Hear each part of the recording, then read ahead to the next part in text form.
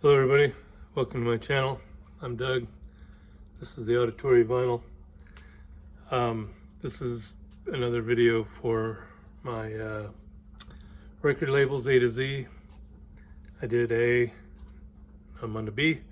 I don't have any like set schedule for this. It's just gonna kind of be whenever I have time, whenever I got the stuff put together, and just kind of wing it. My other deal with new spins on old vinyl, I'm still going to try to do that every Saturday, so we'll see how everything goes.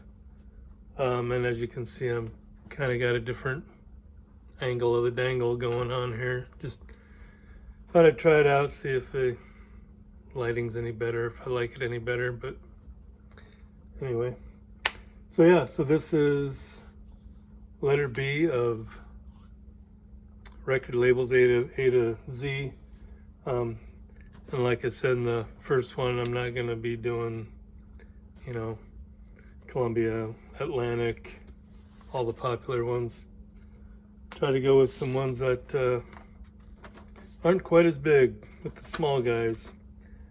So the first one, Berserkly Records, started in 1973 in Berkeley, so that's kind of where they got the name Berserkly, because it was in Berkeley, California.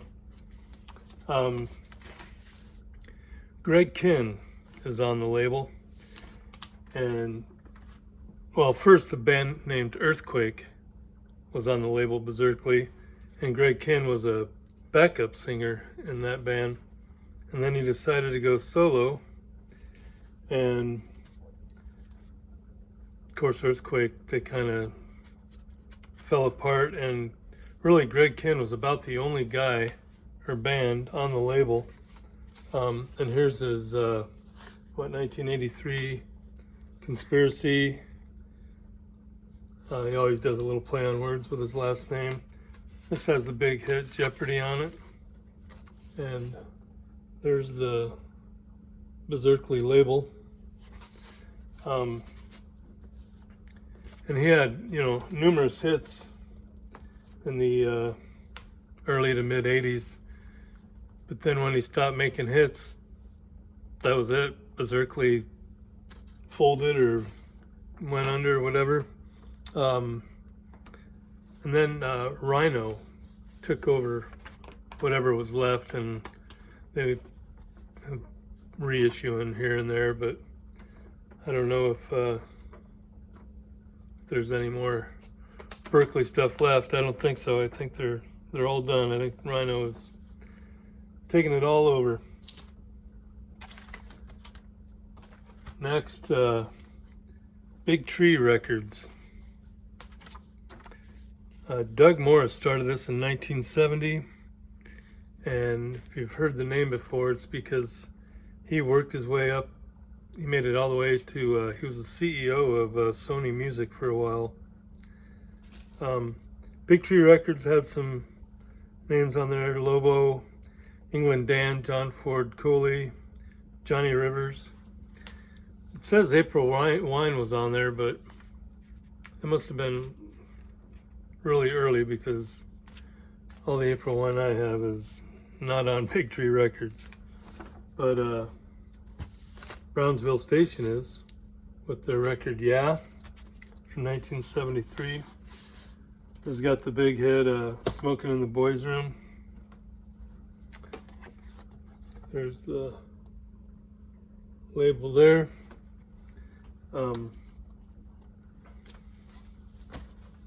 In 74, Big Tree ended up selling out to Atlantic, and then Atlantic basically after a while shut it down in 1980, so there was no more Big Tree Records after that.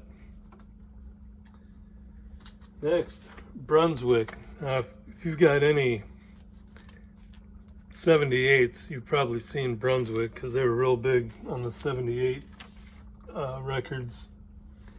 And it's kind of confusing reading the history of it, because it's just the whole business side and legal side just kind of bounced around a lot.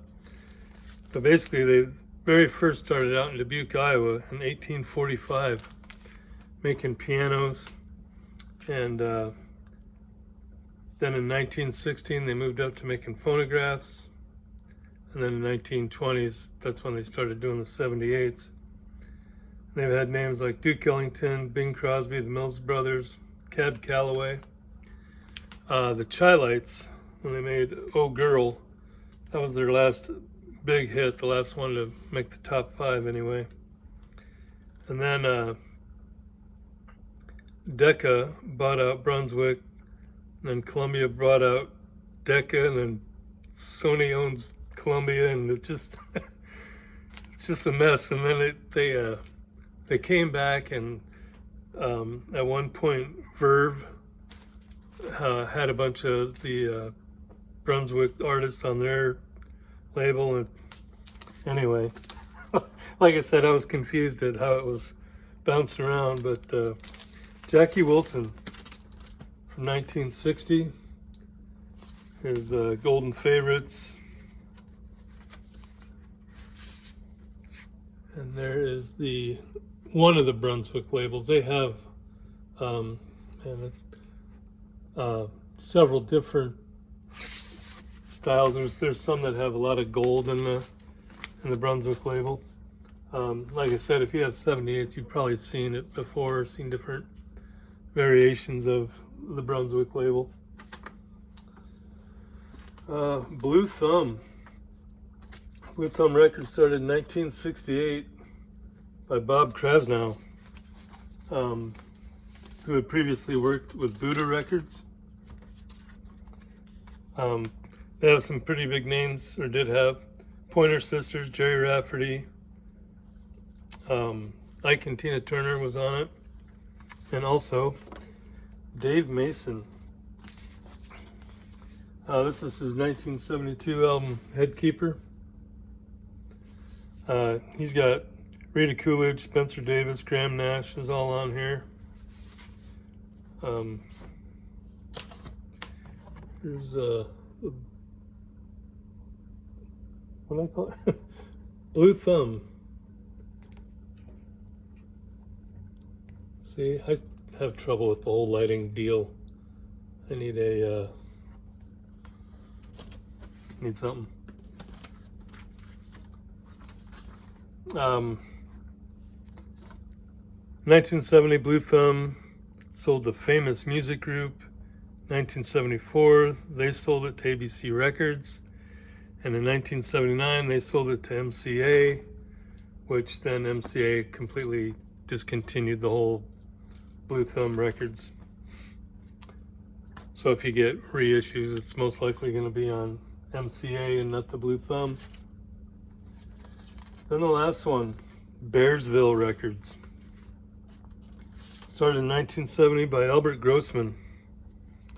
The label shut down in 1984, but some of the big names on it: Todd Rundgren, Jesse Winchester, Paul Butterfield, and Foghat from 1972.